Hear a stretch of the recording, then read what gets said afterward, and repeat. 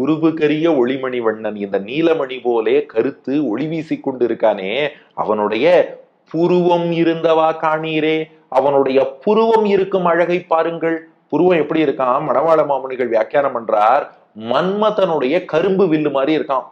மன்மதன் இருக்கானே, வளைந்த கரும்பு வில் தான் ஏந்தி இருப்பான்.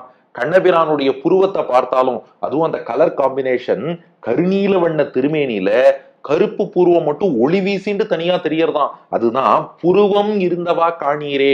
மன்மதன் அம்பு போல் இருக்கும் புருவத்தை பாருங்க.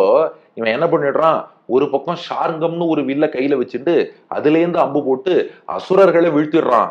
இன்னொரு பக்கம் புருவத்தையே மன்மதன் அம்பா வச்சுட்டு பார்வைன்னு அம்பு போட்டு பக்தர்களான நம்மளையும் வீழ்த்திடுறான். அதாவது நம்ம மனசுல அப்படி ஒரு பார்வைன்னு அம்பு போட்டான்னா கிருஷ்ணனுக்கு தொற்று, நாங்கள்லாம் கிருஷ்ண பக்தர்கள், கிருஷ்ணா ஃபேன் கிளப்புக்கு நாங்கள் தான் தலைவர், கண்ணனுக்கு பரம பக்தர் அப்படின்னு சொல்லி கண்ணனை காதலிக்க தொடங்கி விடுகிறோம். அப்போ அசுரர்களுக்கு ஷார்ங்கவில்லேந்து அம்பு, அடியார்களுக்கு புருவ வில்லிலேந்து அம்பு போட்டு நம்மையும் மயக்கி அவனை காதலிக்க வச்சுடுறானே.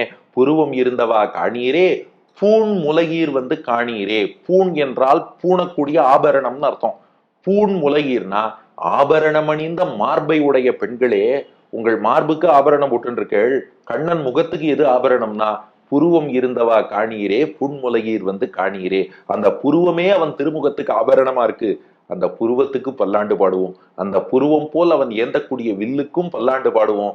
போர் புரியும் போது அவனுக்கு ஆபத்து வரக்கூடாது, புருவத்தின் அழகு இப்படியே இருக்கணும்னு பல்லாண்டு பாடுவோம் என்பதுதான் பாசுரத்தின் கருத்து.